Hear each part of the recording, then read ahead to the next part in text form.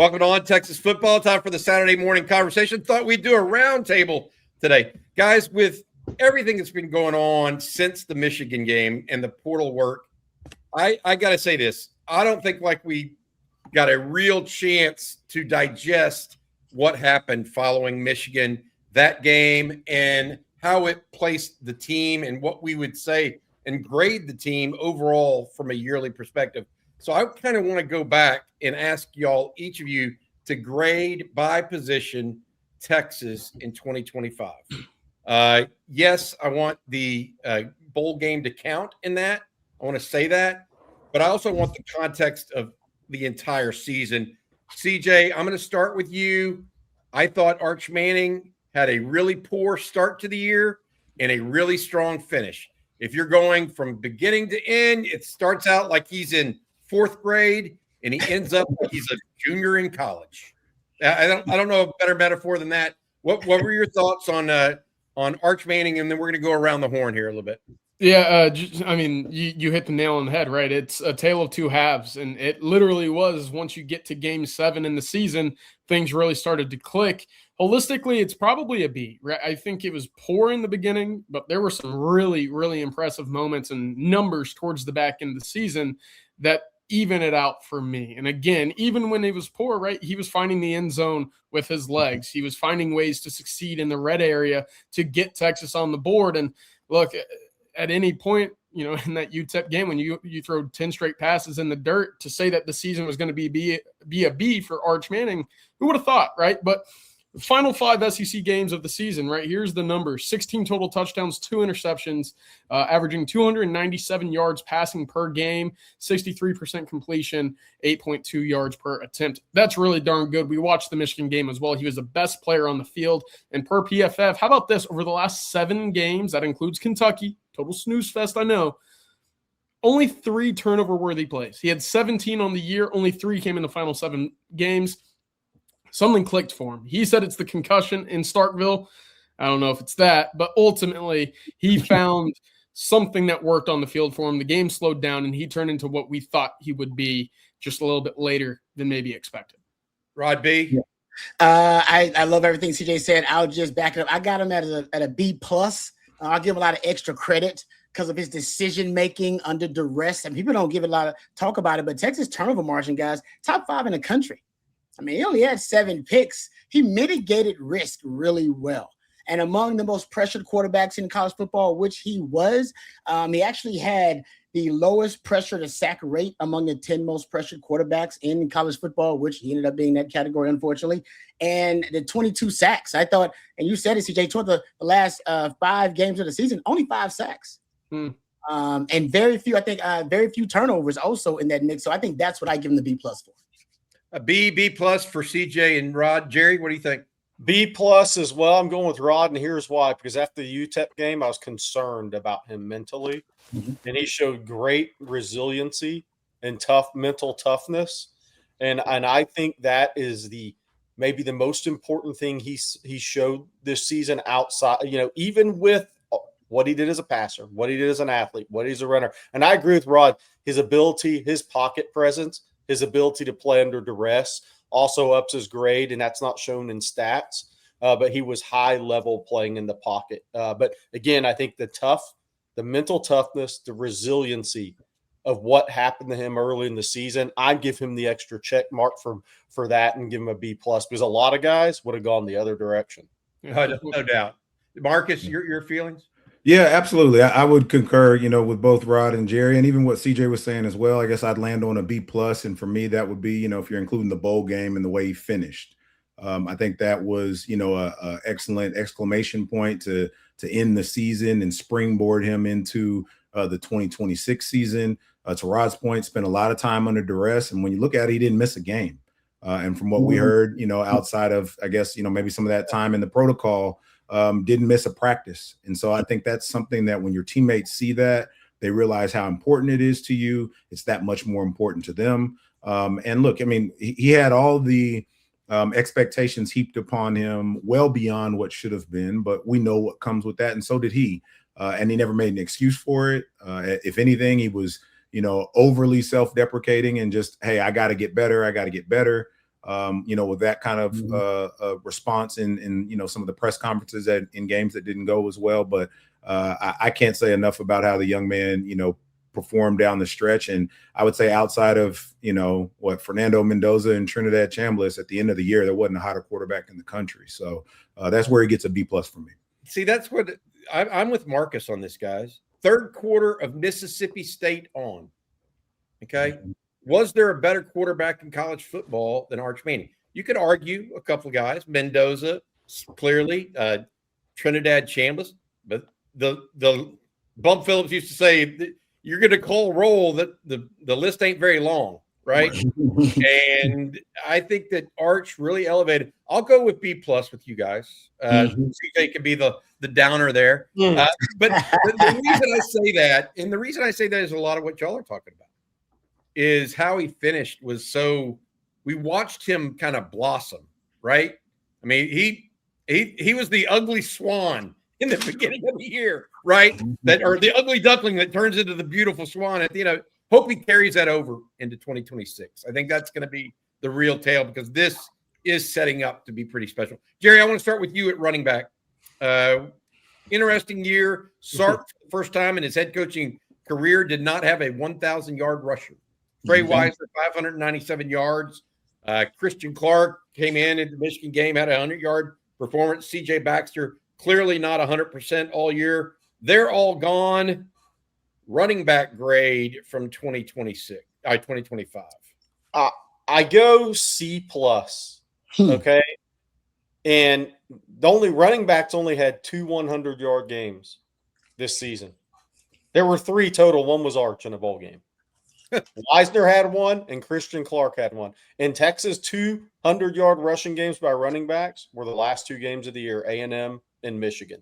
Even though Wisener had a good game against OU, wasn't a 100-yard game. So to start, 200-yard rushing games. Now, I'll say this for part of that grade too, is Trey Wisener missed the 3 layup games when you build your stats. And he would have had big games in those games, right? I mean, so his numbers are skewed a little bit because he missed San Jose State, he missed UTEP, and he missed Sam Houston State. So the numbers are skewed there. But look, I think there was so much – when you don't have a good running back year, when you move a freshman wide receiver to running back. Michael Terry, yeah. When you're forced to make a move, things aren't going as you had planned, whether that's injuries, whether to CJ Baxter, whether that's them players leaving late in the season, Jarrett Gibson before a bowl game. That position – did not go according to plan this year. And I really think a big part of it, obviously from the numbers standpoint, where the games Wisener missed from a rushing yard standpoint. And I think the other thing was Cedric Baxter was counted on to be a difference maker for this team. And he had 196 yards rushing and 0 touchdowns. And he's a 6'2", 230-pound back. So I can't give it anything other than the C+. And it's not Baxter's fault. He didn't come back as quickly from injury. And we'll see if he ever does, right? Christian Clark was coming off an injury. Then you had James Simon, the freshman, who got a little bit of run and showed something. So I go C+ just because it's kind of a combination of everything. And the best we saw from the running backs was the last 2 games plus Oklahoma with Trey Wisener. I'm going to be a little harder than that C+. What do you think, Marcus? I was going to say the same. I'm going to be harder than a C+ as well. I'd go to D. And for me, it's for a number of reasons, right? We talked about just a minute ago with the quarterbacks and Arch's durability and playing in every game. Well, you had, you just mentioned, some there, Jerry. Trey played in 9 games. You had CJ Baxter play in 8. None of your running backs were able to play in all of the games. Yeah. Had 17 rushing touchdowns, but of those 17, only 6 came from the running back room. Arch had 10, and even Nick Townsend got in on 1. So it can be for, any number of reasons. I think, it was not as ideal, for Trey Wisener to be in the position that he was to some degree. But I think he's the player that, Sark trusted the most to be in there when he was healthy enough to be in there, and was likely asked to do some things that maybe his body type and style of game just isn't ideal for. When you add in, some of the offensive line issues and then even some of the issues that Arch had early in the year, it was kind of a complete, recipe, if you will, for some struggles along the line. And so for me, I'd have to go with D. I know it feels a bit harsh, but I think, especially as you look towards next year and, what they're bringing in out of the transfer portal and even what they have coming in the transfer class, I think that running back room will be much better positioned to hopefully have a much more positive impact as the season goes forward. C+ and a D. CJ, what do you got? I have a C. Look, I don't think they were working with much to start the season, right? You battle injuries, you got a lot of inexperience. The offensive line continued to be a mess, but they lacked the home run hitting ability, right? There were only 9 15-yard runs in that running back room in 2025. That's 2.9% when you look at combined of the 5 running backs, 304 rush attempts. So that is an abysmal number for an offense like Steve Sarkisian's, which relies on the big explosive play. That has to change moving forward. But look, again, I don't think you're working with a lot for that first half of the season. What about you, Rob B? I agree. I think all these guys hit the nail on the head. I'll go with a C minus. C minus. I'm in that category. Worst year for Sark at Texas for running backs in the running game with missed tackles forced. Also the worst year for yards after contact for the running backs in the run game and yards after contact per rush. So a lot to be desired in that running back room. That's going to be a huge upgrade coming next season. Yeah. So I'm C- as well. And Rod just hit on the stat. We can talk about whether the offensive line had problems early. Certainly they did, right? Particularly in pass protection. But Texas was really just one running back deep in 2025, in my opinion. I mean, CJ Baxter just didn't come along the way they had hoped physically. The thought process was James Simon maybe not ready. Christian Clark could be an every down guy. It really was running back by committee with Trey Wisner, the only truly fully capable guy from start to finish. I think the room improves in 26. I'm going to go C- on this. Rod, I'm going back to you on wide receiver. Ryan Wingo came on late in the year. They seemingly threw him a screen pass to start every game, basically. From midway through on. Parker Livingston had a good year to start, but then kind of tailed off. Emmett Mosley came on late. DeAndre Moore had a good year. Your thoughts on the receiver group at Texas? Did they drop too many passes to get a high grade? Your thoughts on this? I have them at a B- is where I have the receivers. I do think they had too many drops. I think overall, you had, as a team, I think you had 22 drops. They had drops in critical situations. Ryan Wingo didn't necessarily work out as your go-to number one guy. They figured out how to use him and weaponize him later on. He's better as a yak guy. And that's something that's I'm upset about, with the wide receivers too. The yak disappeared from the Sark offense. This was actually, if you go look at yards after catch per reception, this is your worst year. If you look at yards after catch per reception for Sark wide receivers. So I think he didn't get added value with the wide receivers. So the Ringo thing didn't work out at first. I do like the way Emmett Mosley came on later on in the season. And I do think, DeAndre Moore, at least he knew his role on the offense. I think a lot of the issues, they didn't necessarily know what the role of the different receivers were going to be. The new guys coming in, I think they're going to have more concrete, solidified roles. I think they know what Wingo's good at, know what Cam Coleman's good at, what Emmett Mosley's good at. So I give that group a B-, but they could have added more to the offense and you didn't get as much. CJ, wide receivers? Yeah, tough year. Drops obviously talk about it. B-, C+ for me. I'll rock with the C+. Look, I don't really care as much about the drops. I care more about when you have the ball in your hands, do you make a play? And I don't think there was a guy on this roster that we saw enough consistently a year ago that was able to make plays with the ball in his hands. Texas only was one of 4 teams in the SEC that didn't have more than 2 wide receivers with more than 100 or 200 yards after the catch. That was Georgia, Kentucky, and South Carolina. Georgia obviously had Zachariah Branch. He led the league in yards after catch. That was their guy. Kentucky and South Carolina, their passing attacks, not very good. If Texas wants to get back to where they want to be, someone else has to step up and become a yak daddy, Rod B. So it can't just be Ryan Wingo here. Someone else has to step up, and they didn't a year ago. It's a C+ for me. You think Emmett Mosley and particularly Cam Coleman can do that more so this year? Emmett Mosley for sure. I think you'll see more separation with his immediate route running ability underneath than Cam Coleman, which is crazy to say. But I think Emmett Mosley, a full season would have gotten him over the hump there. Okay, gotcha. Jerry, your thoughts on the wide receiver? Man, this is actually my toughest grade because Arch missed some really easy throws, which that yak yards would have been much higher early in the season. I mean, some touchdown plays potentially. I mean, first play of the year, DeAndre Moore's wide open, and the ball's 10 yards short of it. That's a 30-yard gain against Ohio State on your first play of the year if that ball's completed. So that's what made it the toughest grade to me. But I also want to factor in blocking. And I think that was part of the struggles of the run game as well. I think we put it all on one position. I think it was multitude of things. I go C+, but it was a tough one because I think had Arch been at a better flow and hit more of the easy throws early in the year, it probably would end up being a B- for me. But I can only go on what they actually did when they had the ball in their hands and in position to block and in position to impact winning at football games. And now I'll also say this: if Emmett Mosley hadn't been injured this year, I think that would have been probably a solid B- to B, because I think he would have maybe been their leading receiver. Mm-hmm. So I go C+ though, because I think the blocking combined with the drops and some of the inconsistency, it's hard for me to go B with that group. I think this is interesting what I'm hearing from you guys so far. I mean, you think about it, basically we say C, C-, 1D in there at running back, a B+, kind of B+ at quarterback, and then a B-, C+ for wide receiver is kind of the consensus among us.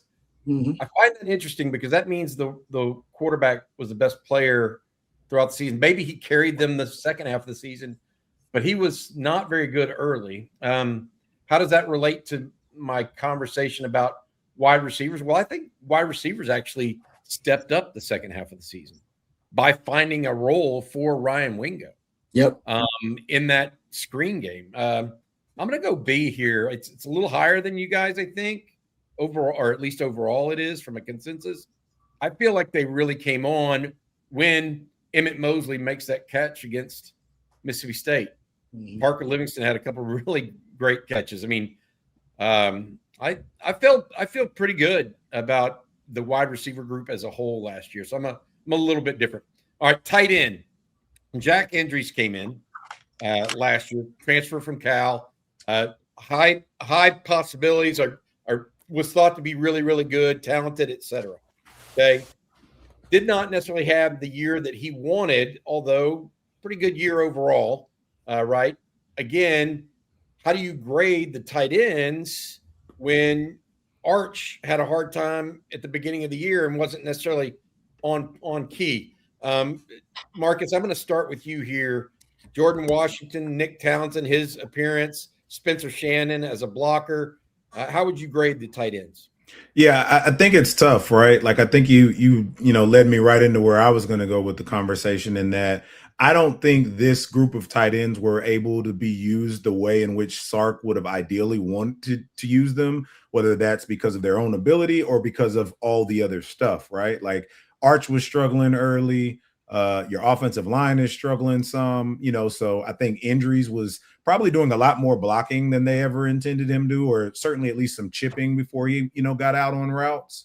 And so it's really tough for me to give him a grade that would be solely dependent upon like their, production, if you will, or lack thereof, however you want to look at it. So, I mean, I'd probably give him a C+, but I think it's a bit unfair of me to, somewhat grade them that harshly, just because I think so much of what that room did was a byproduct of what others didn't, if that makes sense. So I think they certainly, have a lot of room to grow. And I would think that, heading into the offseason, getting an opportunity to work with Arch, all throughout, and having some pretty clearly defined roles should help. And hopefully they're a bit healthier as well. But I think just if I went off of their production, I'd probably have to give them a C+, and maybe to some degree that some might even call that a little high, just in that the production wasn't really much at all. But I think that was more of a product of what surrounded them and not so much, their own undoing, if you will. Rod B, your thoughts? I would C overall for the tight ends. I had higher hopes for the tight end. Sark always talks about it being the second most important position in his offense behind quarterback. And you're at JT and Gunnar Helm before that, who had really all-time great seasons at tight end at Texas. And so it was a bit underwhelming, but I think the run game suffering overall, being the worst that Sarkis had as a play calling head coach, I think that also hurt the tight end production too. And yes, Arch's struggles early on, I think also, and Sark not really knowing what the identity of the offense was going to be. I mean, they figured that out later, to your point, Bobby. That's when they got into, all right, let's use Ryan Wingo in the screen game early on, use more targets to motion, that kind of stuff. So I'm going to give it a C, but I know I feel like I'm being harsh on the tight ends because a lot of it was out of their control. Got it. CJ, your thoughts? Yeah, C+. I wonder if Sark could have done it again going into 2025. He would have gotten a more inline blocking tight end. And that's not to disparage the talent of Jack Injuries. I think with Arch, he's underutilized, right? He didn't have a Quinn Ewers who was so reliant on finding the tight end game in, game out, right? The tight end targets dropped by about 30 from 2023 and 2024 in 2025. So I wonder if that was to be the case and you could do it all again, you go and find a guy that's more able to move bodies on the inside. I don't know. But, given that 5 guys saw the field, I like seeing that. I like Amari Winston. I like Nick Townsend. So there's things to build on there, but altogether about a C+ for me. Jerry, I know you've been a big advocate of Nick Townsend. He became he was brutal on those blocks, man. Yeah. He did not shy from contact. I think it's a fair way to put it. Yeah, their grade was a C until Nick Townsend scored against A&M. So that obviously gives your position a bump. Hey, Jack Andrews made a hell of a play against A&M. Yeah. But my biggest reason for grading them where I did was blocking in the run game. This was a season where you needed all hands on deck to help your run game. Tight ends and wide receivers needed to be high graded guys in the run game. And to me, that just wasn't there like it was needed. And I'm not putting that all on Jack Injuries either, by the way. I mean, Spencer Shanda, I think as a group collectively, but if your offensive line goes through some struggles, you know what helps that? If your tight ends in line can block and your wide receivers can block on the perimeter. But there was just too much inconsistencies blocking for the wide receivers and tight ends. So, but I did go C+ because they got the ball across the end zone against A&M, and that's all fans cared about at the time. I thought it was a hell of a play call personally. Yeah. So look, I'm going to go C as well. It's okay. I mean, I think that C is average. I think that you're right about the inline blocking situation because that's why they went out and tried to address it in this portal. Yeah. And they didn't necessarily have that. Spencer Shannon was part of that, but then when they went with Nick Townsend and Jack Injuries, they had to move Jack Injuries into the inline role, right? And so they didn't really even get to that point. I think that C's fine. I think that's a good grade. Let's move on to the offensive line. Hey.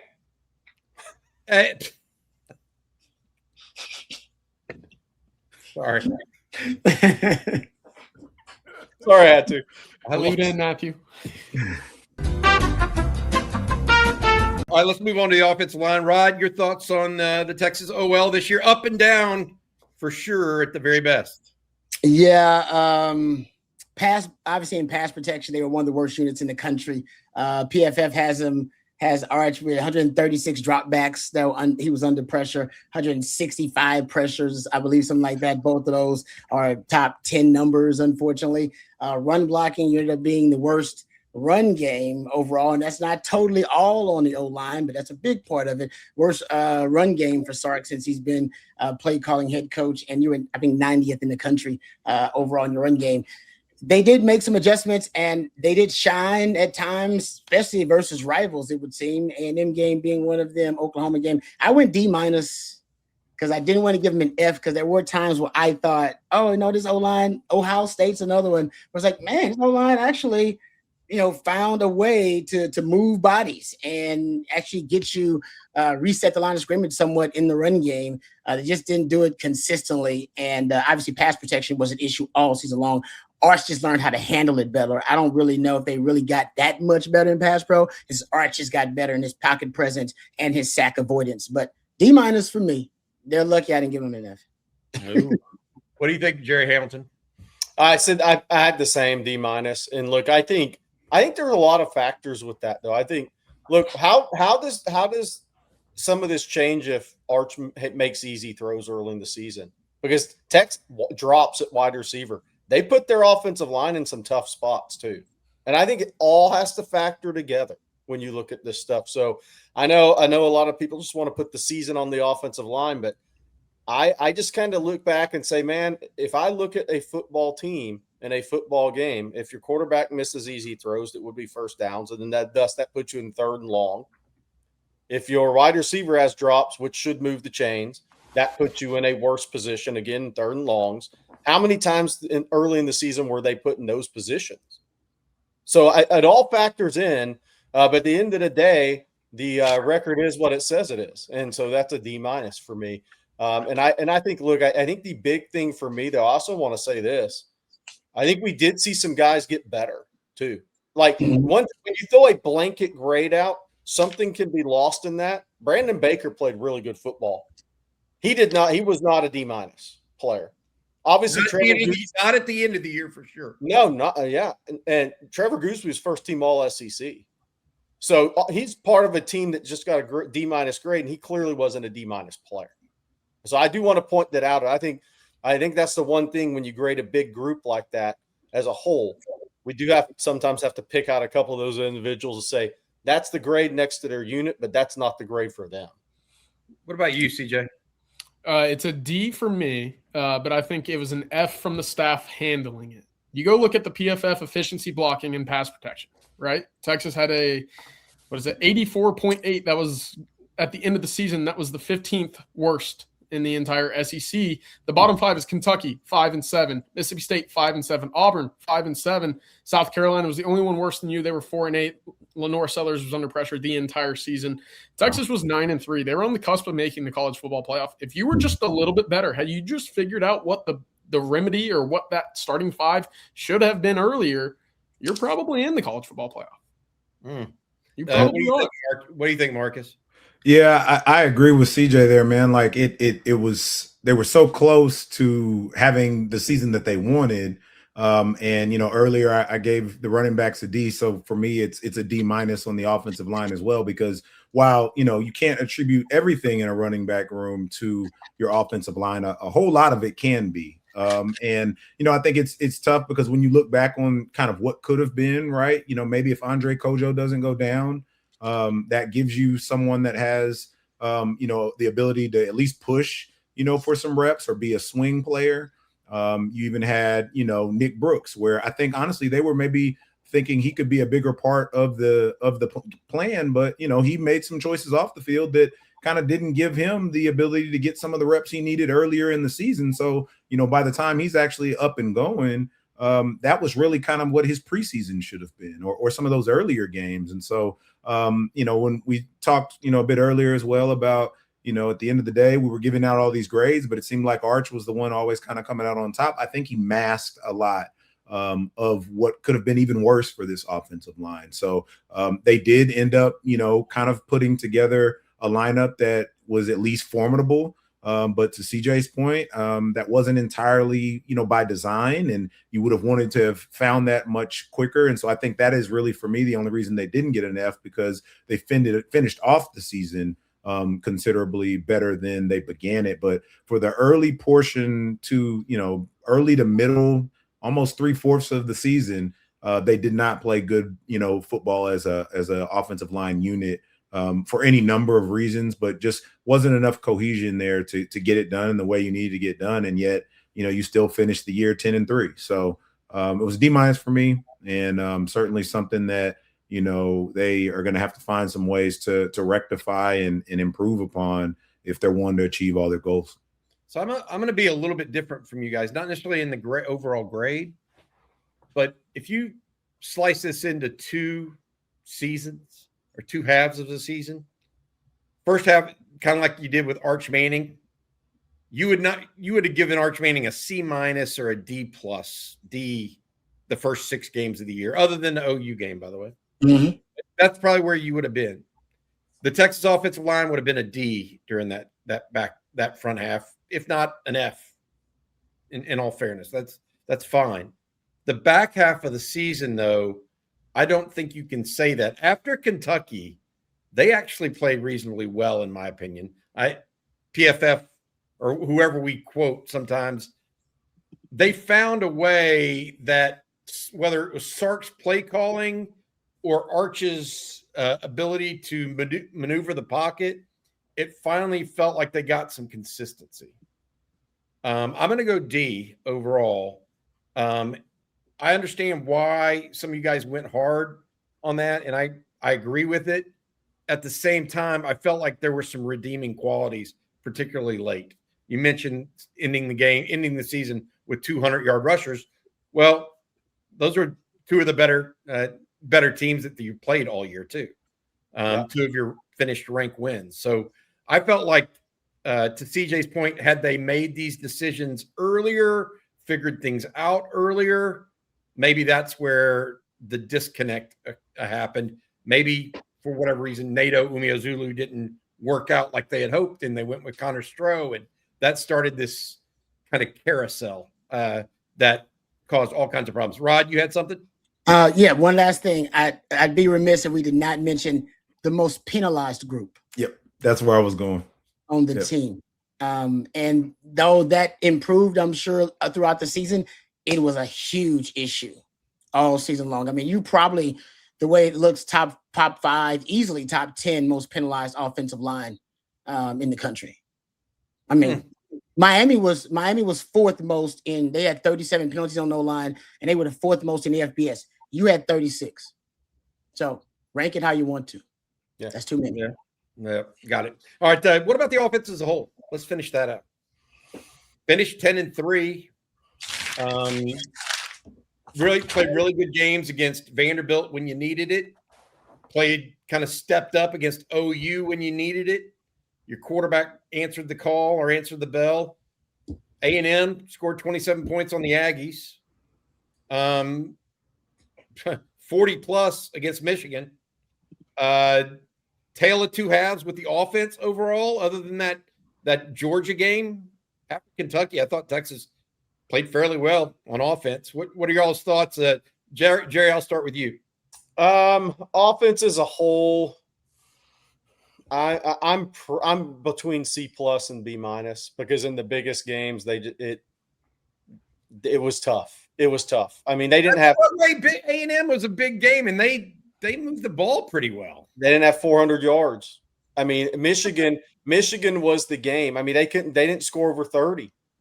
I mean, that's kind of my issue there is when you look at the offense as a whole and you look at the season, you scored 7 against Ohio State, 21 with some late against Florida. You scored 23, but punt return, so 16 offensive. Punt return, Mississippi State, that's a game you did score. But against your best opponents, Vanderbilt's the one that you had 30-plus offensive points against before the Michigan game and the bowl game. So I'm going to go B- because I think they got better. I think first half of the year, D. But I'll go B- because they did get better.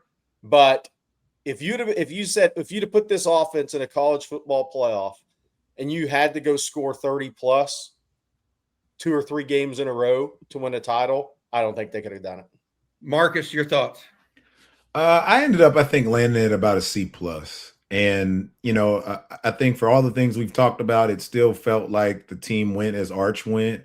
And I know for a lot of teams, that's the case. You kind of go as your quarterback goes, but it felt, like that tipped the scales a bit more than you would have, liked it to be. And I think there was, to Jerry's point, kind of the up and down nature of the season as a whole. But then, in certain circumstances, I just felt like there should have been some ways they could have gone for the kill in some instances and just weren't able to.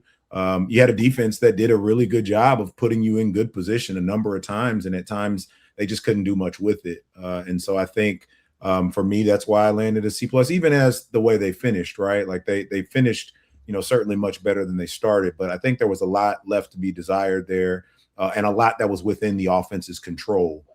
to put up a better, showing throughout the course of the year that maybe they just didn't take the best advantage of. C+. Jerry, CJ, your turn. I have it as a C plus, so I guess I'll lean C plus because look, you did end the season strong to your point, Bobby, but you still had 4 games with only 1 offensive touchdown scored. That's the most damning statistic for me. Kentucky, Ohio State, Oklahoma. I know you had the kick return there or the punt return, but look, 4. That's a 30-year season where you only found the end zone 1 time with your offense. It's not good enough. C plus. Rod B. Yeah, I mean, they didn't have an identity. Really, Arch became the identity, right? Arch is the play. He became the identity, and that's on Sark. They really couldn't find one all season long. And ultimately, they weren't elite in anything. Like, what were they elite in? Anything they were elite in? Arch Manning was elite late. Exactly. Like Arch is the identity, right? So to me, you got to have more. You got to have more layers to you as an offense, and they didn't. So I think you guys are right. I'll go B- because Arch made me feel real good toward the end. So I just got he just made so many great plays, and he really did show that upside that looks like he could be as good as the expectations were for him. So I'll go B-. I'm a little bit more optimistic, and Arch drives up my grade for the offense. Everybody else is O-line is dragging it down, and running back is dragging it down, and so is tight end. But Arch is driving it up, man. And I'm optimistic. So B-.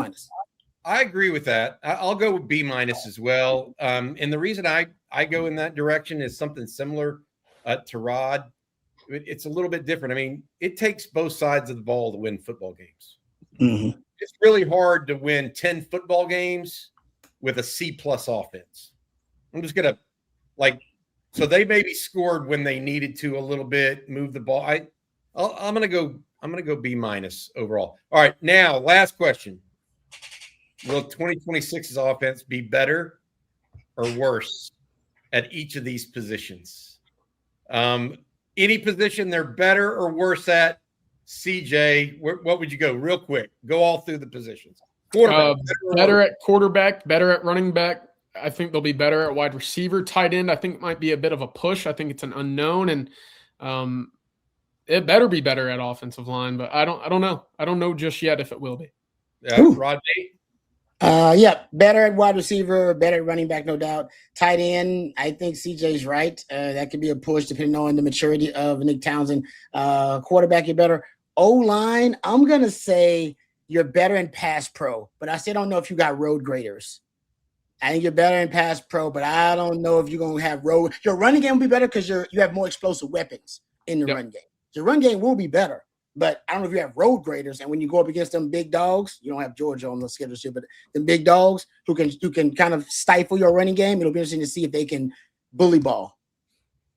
Marcus, you? Yeah, I would say I think they're going to be better everywhere with the, again, CJ kind of stole the thunder, right? Like I think it's tight end is TBD. I would like to think they will be, though, just especially even bringing in Michael Masunis. I think you have some maybe more clearly defined roles in that room that maybe, leads to that. And then offensive line, I'm just going to, some of this is a just belief, if you will, that they're going to figure out what lineup works for them much sooner in the season. And, by nature of that alone better. And then certainly, hopefully that they have the ability to clean up some of those penalties as well, because I think that's where they shot themselves a foot quite a bit. Jerry? Yeah, better quarterback, better running back. And we say that running backs had the health issues. So if they stay healthy, better. Wide receiver, better. You got a first-round pick there. Tight end, push. I agree with CJ. Offensive line, I agree 100% with Rod. I think they're going to be better in pass pro. But unless they change their mentality in the run game, I don't see it being better in the SEC. I'll go better on all of them and TBD on offensive line because last year, I think that Texas does bring back a first round potential left tackle. I think a lot of people are underestimating Melvin Siani as well as Brandon Baker. Those are 3 really good tackles. One of them has to move to guard. Connor Robertson returns. While I think it's TBD, I would lean heavily to improved on the offensive line, even without knowing who that 5th offensive lineman will be. Because if you really look at it, we didn't know who the 5th offensive lineman would be this year until the 7th game of the season. All right, that's going to do it. Thanks again to Jerry Hamilton, CJ Vogel, Rod Babers, and Marcus Myers, as well as to our producer, Matt Hutchinson. Also, thank you, and want to say thank you to our sponsor. That is Laura Baker over at Keller Williams Realty. If you're moving to, from, or within the Austin area and think you might be looking for a house, make sure you reach out to Austin real estate expert and Longhorn superfan Laura Baker, 512-784-0505. 512-784-0505. Laura says she doesn't have any open houses this weekend because of the cold weather. She will next weekend. Again, that is Laura Baker over at Keller Williams. For Rod, Jerry, CJ, Marcus, and our producer, Matt Hudson, I'm Bobby Burton. You guys have a good Saturday morning. Hook 'em. OTF got an A.